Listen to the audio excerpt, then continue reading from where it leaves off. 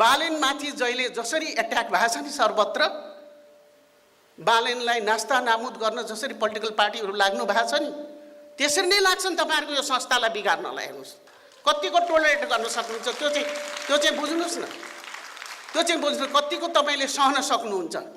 तपाईँहरूलाई फुटाउनलाई भोलि राजदूत बन्छौ भन्दै एउटा आउँछ, भोलि अर्कोले के बन्छौ तिमीलाई यहाँ इम्प्लोइमेन्ट दिउँ भन्ने आउँछ। त्यो चाहिँ कसरी खेप्न सक्नुहुन्छ कि सक्नुहुन्न त्यो अलग कुरा हो, तर जति उगले सक्नुहुन्छ गर्नुहोस्। यो मुलुकको लागि हो, मुलुकको अस्तित्वको लागि हो, मुलुकको विकासको लागि हो, देशवासीको लागि हो, गरिब जनताको लागि हो। विकसित मुलुकमा के हुन्छ, सरकारले के गर्छ, धनीलाई मध्यवर्गीयसँग ट्याक्स लिएर गरिबलाई भात खुवाउँछ। यहाँ गरिबलाई नाङ्गे झार पारेर उहाँहरूले खानुहुन्छ। सबै राजनीतिमा बस्नेहरूले उहाँहरूले हजम गर्नुहुन्छ।